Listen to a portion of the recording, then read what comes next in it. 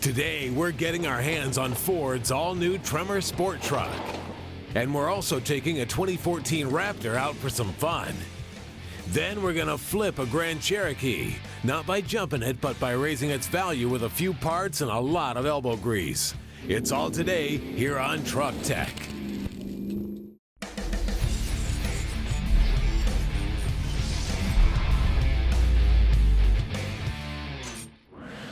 Hey guys, welcome to Truck Tech.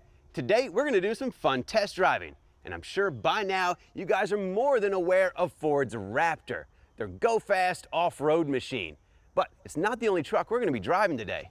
You may not be so familiar with this truck. This is Ford's new Tremor. And I know you sport truck guys like me have been really missing the Lightning ever since they discontinued that. But what we're hoping for is that this is finally another entry from Ford into the sport truck performance market. But today, we're going to be hammering on both of these trucks. We'll let you know what we think. Ryan, come on, brother. All right, Rob, you call it, buddy. Go.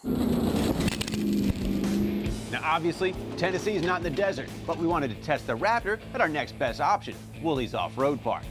Raptor started out in 2010 as a factory-built desert racer.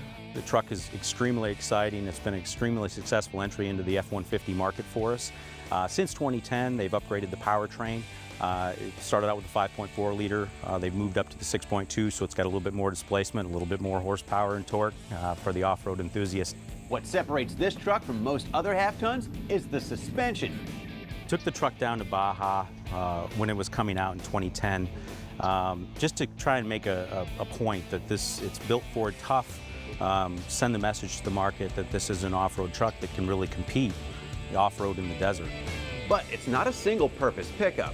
This is a pretty solid and well-rounded truck. For something riding on 35s with a softer, long-travel suspension, it doesn't wallow and marshmallow around like a big, heavy truck. It's actually pretty refined. Yeah, getting up to highway speed is effortless. For a truck this big is pretty impressive. Once you open up this 6.2, it sounds pretty good too. Yeah, this thing doesn't have any problems accelerating. For a big, heavy truck on some 35s, and 411 horsepower coming out of the 6.2 V8, sure gets it done. So the 2014 Raptor has a factory functional beadlock wheel. The customer can take it to a tire shop, have the beads move from the inside of the wheel to the outside of the wheel, install the locking ring, and then he's not going to roll a bead when he's off in the desert with low air pressure.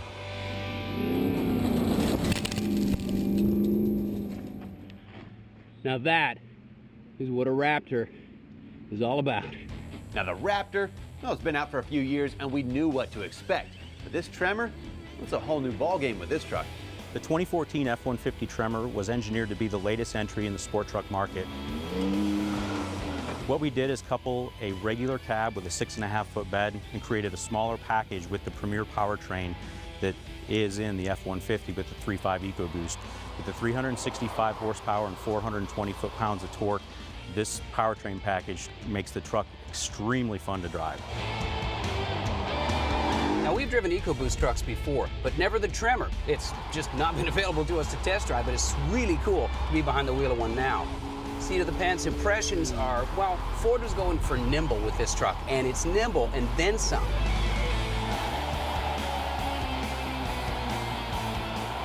Now, Ford's goal for this truck was V8 power with V6 fuel economy, and I think they hit the nail on the head. With 365 horsepower, 420 foot-pounds of torque on regular fuel, this thing is amazing. That's old school FE big block power in the Ford world. And I tell you what, this thing's got the grunt. I mean, you get your foot in it, and it just comes on, and it just doesn't stop.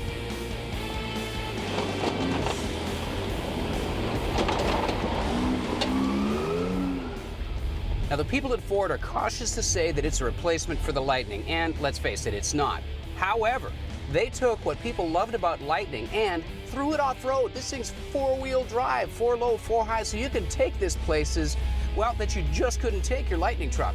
But it does carry over some of the Lightning styling cues. One of the unique things about the Lightning was that it carried that side exhaust all through that lifespan of the vehicle. The truck's got amazing stability on the road. That's partially due to the electronics and the stability control and all that kind of good stuff. What really nails the feel of this truck is that 90% of the peak torque is available from 1,700 to 5,000 RPM. That's a very wide power band, but off-road, it's very stable, very precise, and easy to handle. Torque is amazing. It's got electric locker out back, and the front is limited slip. It just pulls and it crawls wherever you point it. Now the Raptor is an off-road truck that you can drive on the street. With the Tremor being a street truck, you can drive off-road. Okay, when you're going down the road, always obey the speed limit. But when you flat-foot this thing, it finds a gear and it just knocks you back. This is a V6. This thing is crazy fast.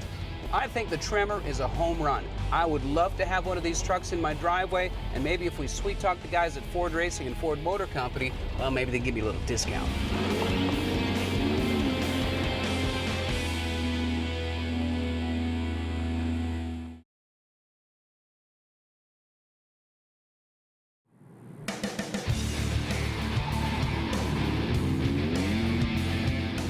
Hey guys, welcome back to Truck Tech, where we're getting in a little test drive action on a brand new Tremor and a Raptor, putting its 6.2-liter V8 to work.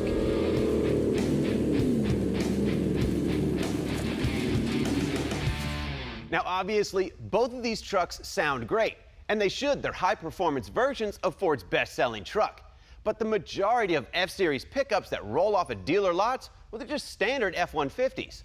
But the good news today is that even if you're not leaning towards one of these pickups, if you're thinking about a newer F-150 or you already have an F-150, you don't have to go wandering off into the aftermarket to find a bolt-on performance exhaust system. Now, Ford Racing offers a fully stainless steel performance exhaust for your F-150, regardless of the drivetrain. This Ford Racing kit comes with beautifully polished stainless steel exhaust tips, and in my opinion, nothing beats the look of a mandrel bent stainless exhaust system. Now, whether you have a long or short wheelbase truck, the mid-pipe is the only thing that changes length, and it's truly a bolt-in exhaust, no cutting, no drilling.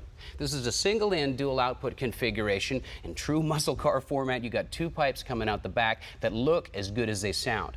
This system comes with all the exhaust hangers and isolators that it takes to bolt it in yourself using factory locations. But as cool as this stuff looks, let's take a look inside and see where the magic happens.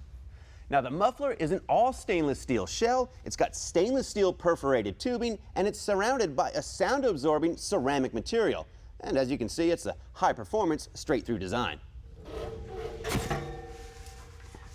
Now, whether you want to go down to the local Ford dealership and have them install your exhaust for you, or you want to burn an afternoon with a couple of buddies, put your new kit on is pretty straightforward. Now we're starting the installation out with the mid-pipe or intermediate pipe and loosely bolting it to what's left of the factory exhaust system. Good enough for now, good. Next, we're installing the muffler using the original hanger.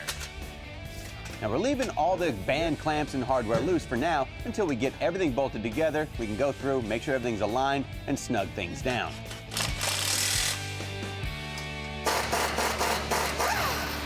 And since the stock exhaust system was a single outlet side exit, we needed to add a couple of hangers to the rear of both leaf springs to provide a mounting location for our dual outlet tailpipes.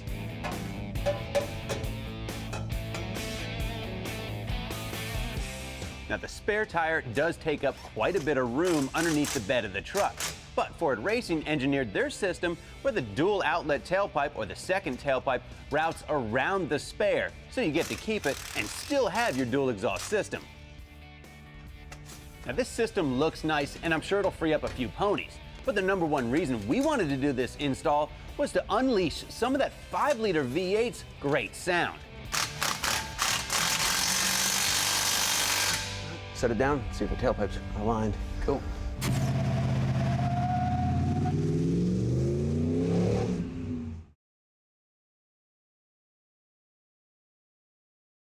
Hey, welcome back. Well, say hello to our newest automotive experiment. This is a 2004 Jeep Grand Cherokee, miled up, wore out, 164,000 miles. So everybody's talking about flipping condos, flipping houses, flipping vehicles. So our experiment is that we're going to take popular vehicle value guys on the internet, evaluate this vehicle in the rough condition that it's in, and see how much money it would take to turn a profit on it, to basically bring it up to a good condition and see how much money we spent, see if we can flip it for profit.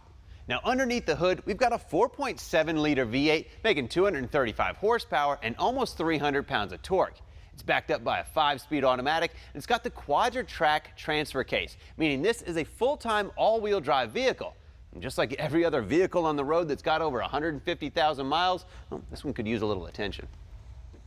So one of the first things we're going to show you how to repair is also one of the most obvious bits of damage on this vehicle. Right here we've got a urethane bumper cover and it's split. This is a pretty common repair. There's a lot of vehicles on the road with these urethane fascias or bumper covers because the integrity and the strength of the bumper is behind this. So this is a pretty common repair. It can apply to a bunch of different vehicles, and it's really not that complicated to fix. Certainly less expensive to fix than it is to replace that one. I'm going to show you how.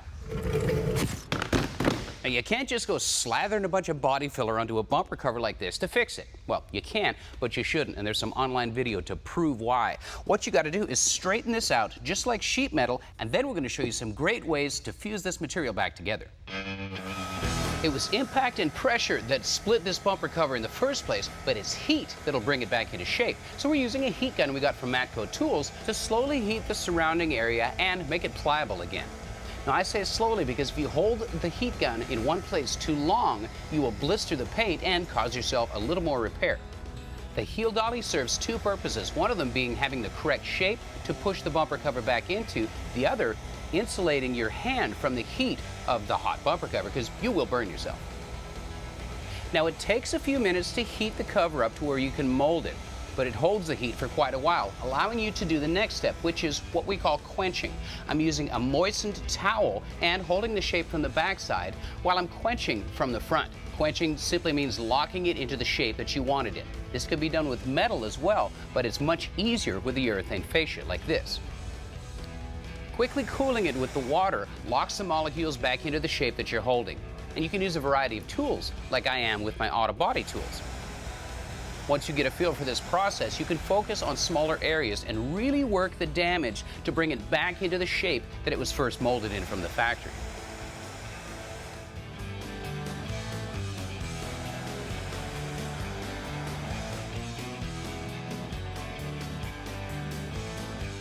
You can clearly see the paint still has some reflection to it, so it's almost like a mirror, making it very easy to see the shape, both with the damage and when you're putting it back into the correct form.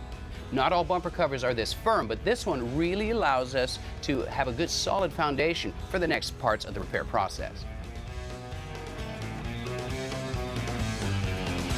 Now that is pretty darn close to the original shape of the panel. So now we can move to the next step.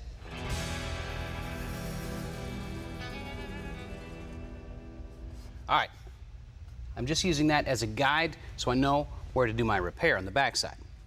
Now, a popular way to fix these bumper covers is to use a two-part adhesive. The problem with that is that you need to know exactly what type of plastic that you're dealing with. Well, the method I'm going to show you, it doesn't care what kind of plastic it is because it's a mechanical repair. Check it out. This is a hot staple kit. There's several on the market, but this one's from the Eastwood company. Basically, it's just a stainless steel staple that gets fitted into the holes of the wand. You hit the button, it completes the circuit, heats the staple up, and you press it into the plastic and it knits it together just like stitches. Now, if this is not in your budget, or if you already have one of these stud welders, there's a less expensive option to get you the same thing. This is called the Magna stitcher. It's by Motor Guard, and it fits onto your existing stud welder setup. A hot staple repair system doesn't care what it's being melted into, which makes it a beautiful repair. You don't have to know any of the science or technology of what you're actually fixing. And it works the same way a splint does on a broken bone, putting artificial support back into the break. Now, one thing you need to be aware of is you can actually melt all the way through this plastic, so you've got to use a little restraint and be very careful. Another thing that's going to require a little bit of finesse and patience is that you've got to hold your position once you put the staple in so that when the plastic cools and hardens around the staple, it holds your position. This is an easy technique to master, and once you get a rhythm, you can rock and roll. It goes quite quickly.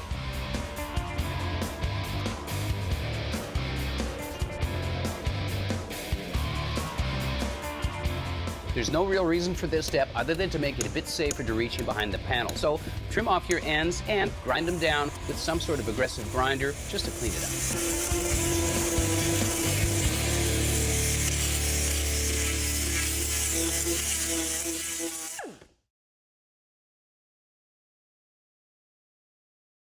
Hey, welcome back. We're showing you how to save money by doing a DIY repair on a urethane bumper cover. This one's for our 2004 Jeep Grand Cherokee. Now, with the backside and this split right here completely fixed with a hot staple kit, well, now we can address the front, which is basically cosmetic. To prep the repair surface, I'm using an angle grinder loaded with a 24 grit disc from Industrial Depot to give it enough tooth for the filler to stick. This filler is a two-part, high-strength adhesive designed for both metal and plastic substrates. The basic function of this is actually to fill in the front to a certain extent, but also to seal out moisture from possibly seeping into the fillers in the subsequent repairs on the front side. In effect, it's a Band-Aid that really helps knit the repair together. With the epoxy dry, I'm using 80 grit on a dual-action sander to smooth it out and to feather out the area around the repair and prep it for filler. You might be thinking, what kind of filler are you going to use? Well, this bumper cover is firm enough to accept a typical regular polyester body filler. Now, body filler retains a certain amount of flexibility even after it's fully cured. So as long as we don't cake it on and have any more than a quarter inch of thickness, we're going to be just fine, just like on sheet metal. Now, from this point, it's just a typical auto body repair with fillers, primers, and paint. All right, after an application of finishing putty to finalize my shape and fill in some pinholes, well, we've blocked to 180 and I'm very happy with the shape. We're ready for primer surfacer, but we're not going to prime just yet because we've got a bunch of other body work to do on this Jeep Grand Cherokee, and in order to save some money and some time, we're going to prime everything all at once. Now, if you want to reduce the body lean or body roll while cornering in your truck or SUV, well, Hellwig has a set of sway bars to help eliminate that. These anti-sway bars or anti-roll bars are made from high-quality 4140 chromoly steel, and they're powder-coated in a tough-looking hammer-tone finish. Kit includes adjustable sway bar end links and all the bracketry, U-bolts, and bushings you're going to need to complete the installation. Speaking of which, it shouldn't take long because it's designed to bolt on with simple hand tools. So if you want to improve the handling and performance of your truck or SUV, check out Hellwig.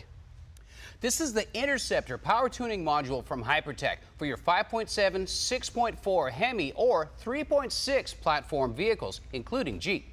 Like the name suggests, there are two separate harnesses that intercept the vehicle's systems, one for under the hood and one that intercepts the gas pedal and its communication, both with factory-style connectors for a very clean and simple as well as accurate installation. Now, unlike some programmers, the Interceptor never does extract the factory calibration from your vehicle's computer. It merely reinterprets it to give you better performance and better fuel economy. So if you want to wake your Mopar up, think about an Interceptor. Now, if you're lucky enough to be the owner of a 2010 to 2014 Ford Raptor, well, you may want to check out this skid plate option from Ford Racing. This aluminum skid plate replaces the production skid plate. It's got reinforcements on the side and the center, and it's powder coated in a foundry finish gray. Heck, it's even got the Ford Racing logo on both sides. Now, the kit ships complete with the access panel, OE quality hardware, and mounting brackets required. So if you've got an F-150 Raptor and you're in the market for a skid plate, check out the latest offerings from Ford Racing.